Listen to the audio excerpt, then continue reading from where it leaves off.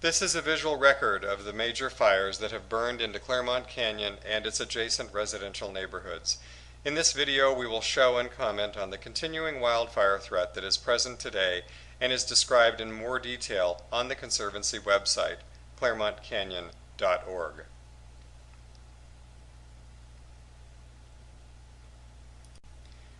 Newcomers might assume the hills have always looked the way they do today. However, our hills have gone through major transformations over the past 100 years. This 1874 photo shows newly constructed buildings on the University of California campus with hills in the background that were typical for this area before the turn of the century. From Fremont to Richmond, our hills were mostly grazed grassland with a few scattered oaks and bays in the swales and valleys. The Claremont was born of a golden era, and its location and history date back to the early days of the gold rush. A Kansas farmer by the name of Bill Thornburg struck it rich when he came to California with his daughter and wife, who dreamed of living in an English castle. Thornburg purchased 13,000 acres, part of the old Peralta and Vicente Spanish grants, to fulfill his wife's dream. Thornburg subsequently sold the castle to a family by the name of Ballard. While the Ballard family was out on July 14, 1901, tragedy struck when the hot, dry summer winds blew flames across the Berkeley Hills, burning the castle to the ground. The area's private water system soon failed, and the volunteer fire department was helpless as the fire destroyed the castle and many other homes in the area. Construction of the beautiful Claremont Hotel began in 1905 and was completed around the time of this photograph in 1915. Not long after the opening of the new hotel, Berkeley was surprised by yet another major wildfire that blew over the hills and ridges to ignite shingle, roofs, wooden homes, and threaten the entire city. The Berkeley Fire of 1923 began on a September Monday on private East Bay Water Company land near what is today's Inspiration Point in Tilden Park. The fire passed through grasslands, eucalyptus plantations, and over the ridge above Berkeley, to then blow down steep slopes, destroying 580 homes in 2 hours. The fire was reported to be 1/4 mile wide as it came over the ridge, consuming homes and planted landscapes until the fire could be stopped near the campus. Firefighting forces were overwhelmed, water supplies ran out, and it was not possible to control the fire until the winds slowed. Fortunately, no lives were lost. The next day, all that was left were the bare streets, chimneys, and burned home rubble. The 1923 Berkeley Fire was California's first major Diablo wind wildfire to destroy a significant number of homes and was listed as this state's largest home loss from a single fire for the next 38 years until the 1961 Los Angeles Bel Air Fire. By 1935, the grassy hills of Claremont Canyon and neighboring canyons were beginning to be transformed with new roads, residences along the lower slopes, and by the eucalyptus and pine trees that were planted 35 years earlier for timber and future residential developments. Most of the upper canyon was still being grazed by dairy cattle owned by the Marin family. Pine and eucalyptus tree plantations dot the upper slopes and ridges of the canyon. A newly graded Skyline Boulevard connects with Fish Ranch Road at 4 corners in the foreground and with Claremont Avenue and Grizzly Peak Boulevard. 35-year-old pine groves and several newly graded roads were being readied for the new residential developments that would soon appear in Tunnel Canyon. Most of the pine trees in this photo, in both Tunnel and Claremont Canyons, will burn along with the homes in this location during the 1970 fire, and then again in the 1991 fire. In 1935, the grassy slopes of Upper Vicente Canyon are still being grazed as grassland. However, residential developments would soon spread across these canyons after the 1950s. The wide roadway in the lower right of the photograph is the Caldecott Tunnel project that will be the new connection between Alameda and Contra Costa counties in 1938. Today, Claremont Canyon has been totally transformed by the new residences that were rebuilt after the 1991 fire and by the expansive native and exotic vegetation that surrounds homes and caps the canyon's ridgetops and upper slopes. Large areas of native and exotic vegetation also surround Panoramic Ridge residential areas. In our opinion, the native vegetation is relatively fire safe. However, the unmanaged eucalyptus and pine groves on the ridgeline do represent a significant fire threat if the groves caught fire and sent burning firebrands and embers downwind into the residential areas. This newspaper photograph of the September 1970 Fish Ranch and Claremont Canyon fire that occurred on a Tuesday shows the early stages of the area's second major Diablo wind fire to destroy a significant number of homes in the hills. In one windy afternoon, 36 homes were destroyed and 37 damaged by a fire that swept over the ridge and hillsides above Tunnel, Claremont, and Vicente canyons. The 1970 fire was the first fire in a siege of fires that spread across California when 733 individual fires burned over the next 13 days. 722 homes were destroyed, 580,000 acres burned, and 16 lives were lost in what was called California Aflame. Since the Fish Ranch fire was the first fire during this siege of fires, 11 California Department of Forestry aircraft were available to respond to support firefighters on the ground in controlling the fire before it could do even more damage. We would not have been so lucky had the fire started midway in the siege of statewide fires. California now has experienced similar multiple fire sieges in 1985 and 2007, driven by Southern California's Santa Ana winds. By 11 o'clock this morning, the fire was nothing more than a small grass fire, and it was almost out. Then 25-mile-an-hour winds gusted, and it was as if gasoline was being poured from the sky. Flames rose 20 feet high, and smoke blanketed Buckingham Boulevard.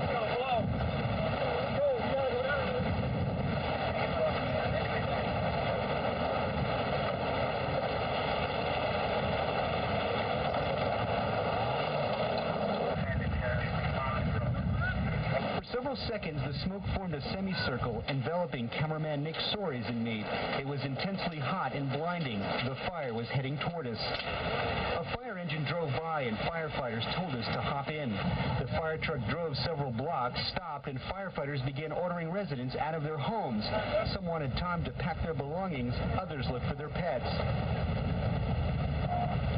Park the car, sit in it, and don't move. Okay. Steve! Steve! Don't leave me!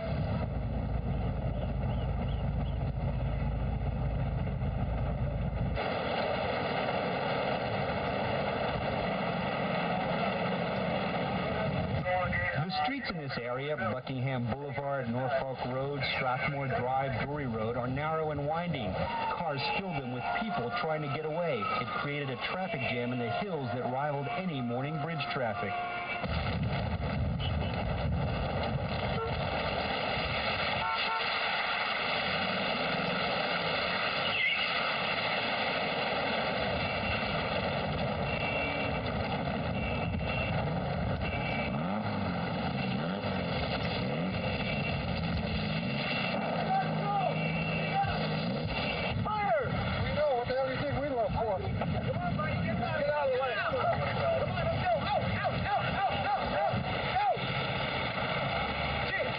Seemed to shift directions constantly. People who thought their homes were safe were in an instant in danger. Some tried hosing off their roofs, but firefighters say they may as well have tried blowing the fire out for all the good it was doing.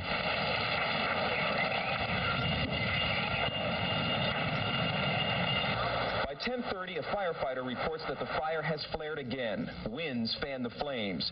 Within 45 minutes, the first, then second, third, and fourth alarms are sounded. Calls are made for reinforcements. Chief Matthews radios for air support. How about air support? Well, it's critical. We need a lot of bombers. Sheds are coming through. Air tankers are ordered and en route. Copy. Multiple structures on fire. Go again with the 1020. Tunnel Road and Vicente. Tunnel Road and Vicente. We need to start evacuating people here off of Tunnel Road. We need BPD to do that. And we need to close Tunnel Road completely because the fire's already jumping. Copy?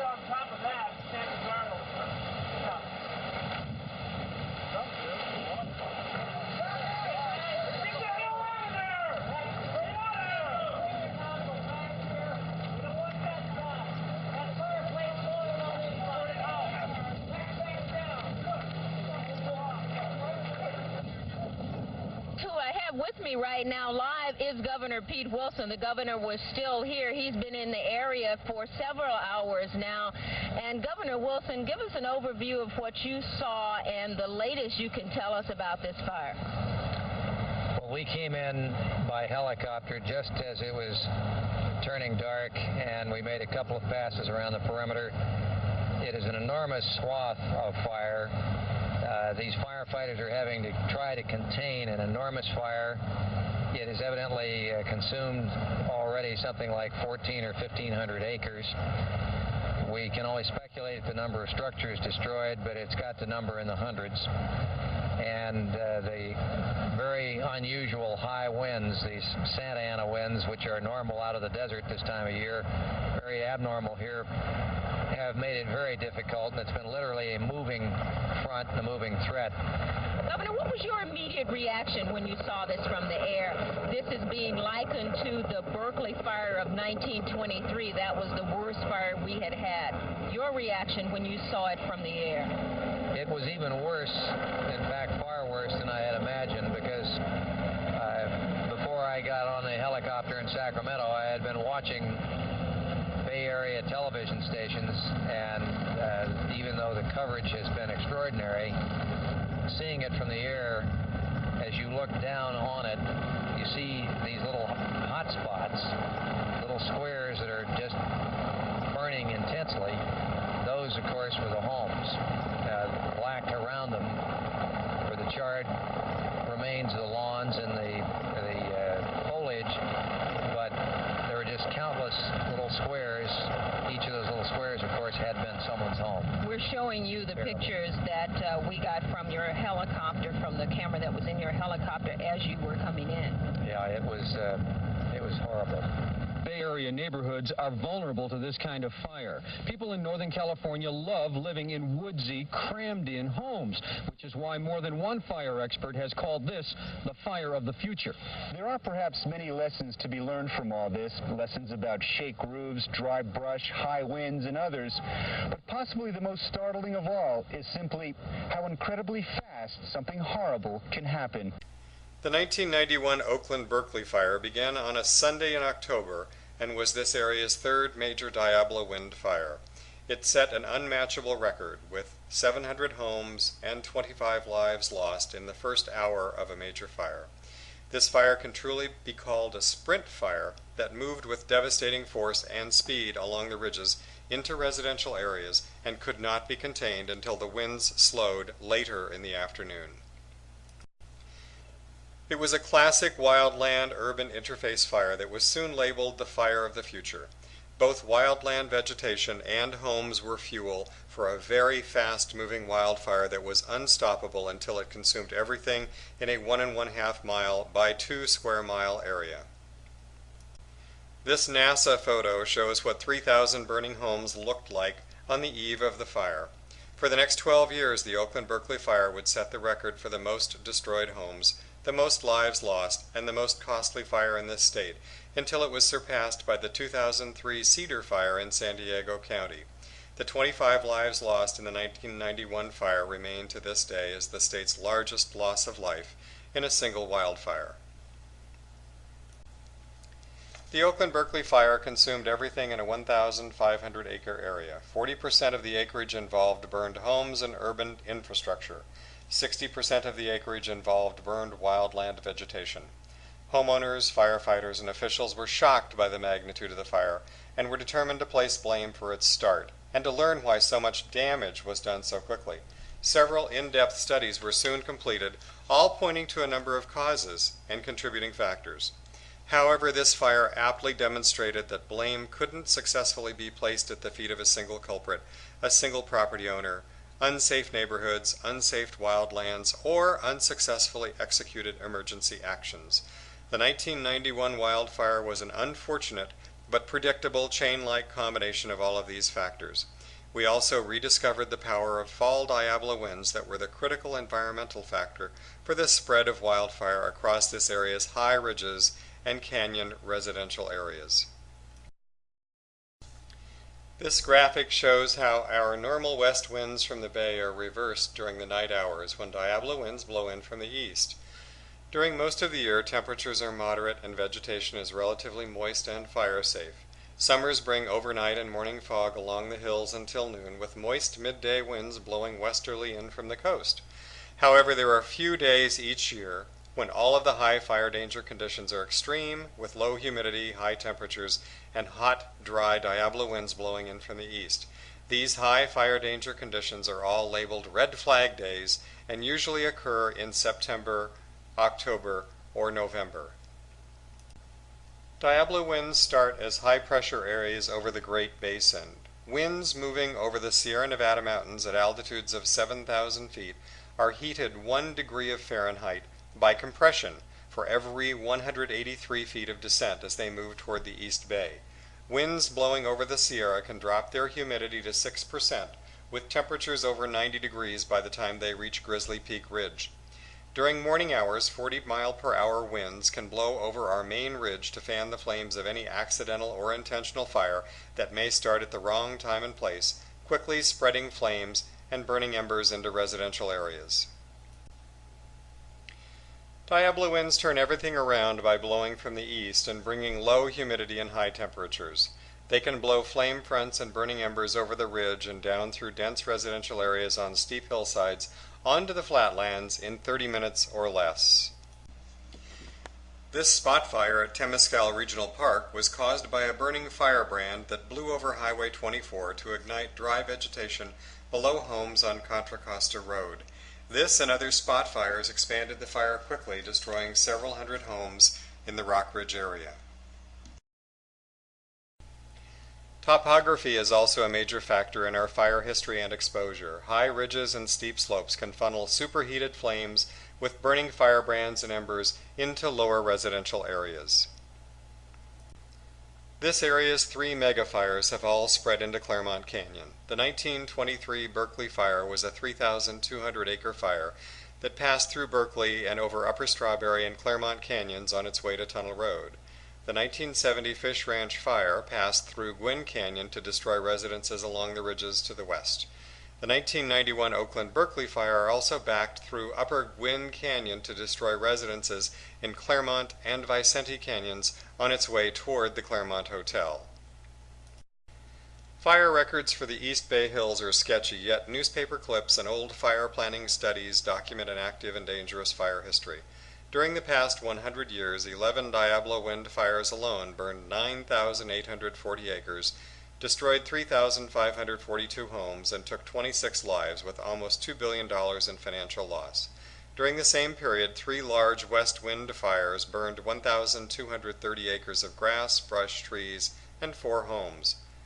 The largest and most destructive fires in the East Bay Hills have surrounded Claremont Canyon. 3 of the fires shown in this graphic destroyed a significant number of homes, and 2 burned in areas before development had occurred. A Saturday fire in October of 1991 started near Buckingham and burned up the steep slope toward the Blue water tank and was relatively easy to contain at 4 acres because there was little wind. The fire restarted on Sunday when burning embers blew over control lines near the orange star on the graphic. Everything in this photo was on fire within 20 minutes, as the fire quickly spread in 3 directions. The first fire raced up to the ridge and then was carried by Diablo winds toward Hiller Highlands. The second fire spread along the slope below Grizzly Peak Boulevard and along the canyon bottom toward the Parkwood Apartments. The third fire swirled over Marlboro Terrace into Gwynn Canyon and then spread westerly along the ridge toward homes along Alvarado Road. When it was all over, 1,500 acres had been burned in a single day. Everything in this photo was on fire during the fire's first hour, and nothing withstood the force of the fire. Only home foundations and the Parkwood apartment foundations remained, along with the skeletons of vegetation that would soon be cleared to make way for new homes. The fire ran along Grizzly Peak Boulevard, burning both homes and vegetation before reaching the edge of Thornhill Canyon. Structures, eucalyptus, and pine woodlands were quickly involved along Tunnel Road and Grizzly Peak Boulevard. All of the old pine trees in these photographs were killed by the fire and were later removed by helicopter at a cost of $1 million. Most eucalyptus survived the fire, dropping their dead branches and leaves by the next year, and then quickly sprouted new foliage. Here we see burned eucalyptus woodland in Tunnel Canyon. And here we have foundations along Tunnel Road with homes destroyed by the fire. Burned pine woodland in Tunnel Canyon is shown here. None of the pine trees in the photo would survive the fire. As the fire spread in a northerly direction into Gwin Canyon, it was not dominated by Diablo wind. The rate of spread was likely slow as fire chewed its way down the canyon and into the homes as it headed toward the Claremont Hotel. An unknown photographer took the next 3 photographs to document fire behavior in the canyon. This photo shows extended flame lengths at the top of the canyon with slight wind movement in taller vegetation. As the fire moves down the canyon, flame lengths become lower as the fire front works its way through vegetation. Yet fire-aided wind has blown embers ahead of the fire front to drop on the pine needle duff under trees that start small spot fires next to the home on Drury Court. The fire continues to creep along the canyon's lower slopes, but a major hotspot can be seen developing in the tree grove above the residence. The photographer reported that the residence exploded shortly after this photo was taken. Across the canyon is the Miracle House of Gwin Canyon that survived the worst of the fire as it entered the canyon. According to the owner, fire in the eucalyptus trees did crown, but the house was newly constructed, was ember resistant, and its cleared construction site provided enough defensible space to allow the fire to pass over the house on its way along the ridge before it dropped into the canyon. The following photographs document the effects of fire on the vegetation in the canyon. Here we see a swale below Marlborough and Grizzly Peak Boulevard after the fire. This is a moonscape with all shrubbery burned. Here, damaged pines at the foot of Norfolk Road, a completely denuded slope, shrub skeletons, and burned vegetation in the lower canyon. By the following year, green grass begins to resprout in the canyon with shrubs and trees regaining their foothold, and planning for home rebuilding is just beginning.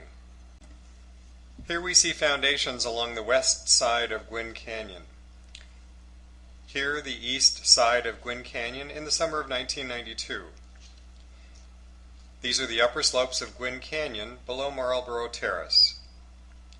And here, the east side of Upper Gwin Canyon in 1993. This is the lower side of Upper Gwin Canyon in 1993. This is the east side of Gwin Canyon in 1994. And here we see the west side of Gwin Canyon in 1994 with home construction well underway. By the time of this 1998 photograph, home building was occurring along the west side of Gwin Canyon.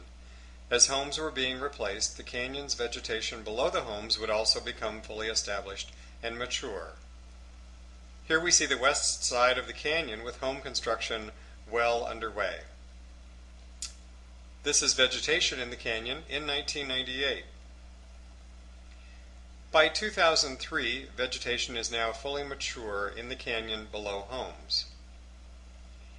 And here we see new homes at the foot of Norfolk Road along the canyon's ridge by 2003.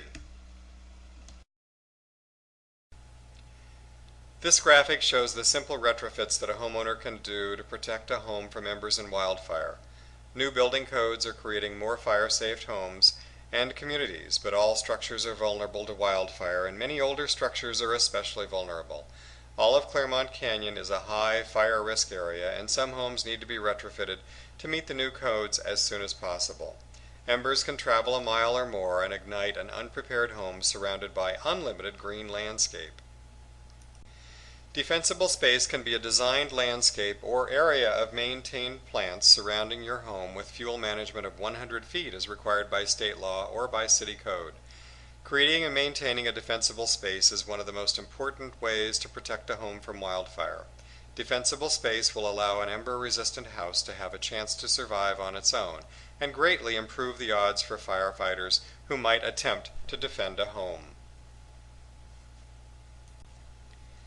This graphic shows examples of both poor and wise landscape maintenance around a home. The types of plants used and their location in your landscape can be key factors in home survivability during a wildfire. In a major fire, there will not be enough fire engines to place one at every home, forcing firefighters to make selections about which homes are possible to save. Unprepared homes and landscapes will have little chance to survive on their own. This is a typical Park District fuel break next to a home on Norfolk Road at the head of the canyon. A zone of managed vegetation like this is designed to provide a safe area for firefighters to stop a fire coming through the canyon before it can ignite homes. Each homeowner is responsible for his or her own defensible space out to the property line. The Conservancy does not advocate complete removal of vegetation and fuel breaks, but supports a reduction of fuel in a corridor about 100 feet wide, maybe more depending on site-by-site evaluations, behind homes to create a mixture of grassland, scattered trees, and low-lying native shrubs. The Claremont Canyon Conservancy Board has urged the East Bay Regional Park District to complete its fuel break sections along the residential edge of Gwynn Canyon, behind residences along the north side of Claremont Avenue, and in the shrubland east of the Eucalyptus Grove above the Clark Kerr campus. The shrubs and trees along the bottom of Gwynn Canyon have now fully recovered.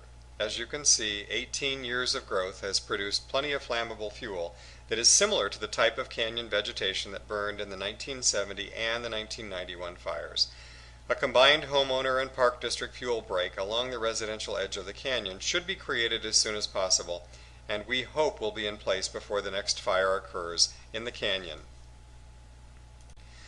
The Hills Emergency Forum was created after the 1991 fire, and the 15 agencies and organizations listed on this sign have been working together for the past 18 years to prepare for and prevent further wildfire in the East Bay Hills. The Hills Emergency Forum recently adopted standards for roadside fuel management that were used by the Park District along Marlborough Terrace in this photograph, and by the City of Oakland along several other area roadways. This natural hilltop above Four Corners intersection in Claremont Canyon is representative of what a high, windy ridge or hilltop should look like if we are to minimize fire threats and reestablish sustainable native plant communities along the East Bay Hills. This very unnatural Grizzly Peak hilltop is capped with eucalyptus trees that regrew after the freeze of 1972. The lower slopes are covered by old pine trees and acres of French broom now growing above Strawberry and Claremont Canyons. All of these species are very prone to wildfire and will act like torches during a windy fire, blowing embers and firebrands to ignite lower canyon vegetation and residential areas. Following the 1991 fire, East Bay Mud created and has maintained this excellent system of fuel breaks at Four Corners to provide locations where firefighters might stop a fire before it can race over the ridge into lower canyon vegetation and residential areas. This grand view overlooking Claremont Canyon from Grizzly Peak Boulevard makes it clear that there are no existing locations where firefighters would have access to make a direct attack on a wildfire that might blow deep down in this steep canyon toward residential areas along the canyon's lower slopes. The most logical place for trying to stop a fire in the canyon would be at fuel breaks that should be created by homeowners and the Park District along the residential edge. Looking back to the ridgetop, you will see a line of eucalyptus trees above the road that have been thinned and will eventually be removed to reestablish a natural and fire-safe ridge above the roadway. The Claremont Canyon Conservancy Board urges the East Bay Municipal Utility District to complete its ridgetop fuel break as soon as possible to address the risks created by the eucalyptus trees in this photograph that overhang a power line between the road and the ridgetop. This view looking up the canyon from Alvarado Road makes it clear that there are no accessible locations for stopping a wildfire that might blow down this steep and densely vegetated canyon. This large hillside and ridgetop eucalyptus grove below Grizzly Peak Boulevard is considered to be one of the most serious fire threats in the canyon. The Conservancy strongly supports the university's efforts in its use of Federal Emergency Management Administration, or FEMA, project funds to remove eucalyptus trees and to convert this hillside to more fire-safe native vegetation. The Conservancy Board has also urged all public agencies to eliminate the potential for eucalyptus and pine groves on their lands to produce dramatic flame fronts and throw embers that could quickly overcome firefighters and significantly reduce evacuation time for homeowners. The Park District has used goats to graze this grassland slope at the base of Panoramic Ridge for the past 30 years to provide a fuel break where firefighters might be able to stop a fire before it enters residential areas along the ridge and canyon bottom. As a final note in this presentation, the Conservancy Board has also urged the Park District to quickly determine whether or not its Stonewall eucalyptus grove, shown in the following photographs, will aid or hinder firefighters in stopping a wildfire that might come down through the canyon before it can ignite residential areas along the canyon bottom.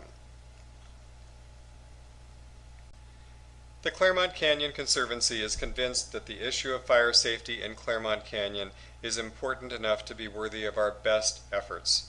Only by working together as a community and by using the best available information and science can we hope to understand and significantly reduce the widely recognized fire hazard that exists in the vicinity of the canyon and in the East Bay Hills.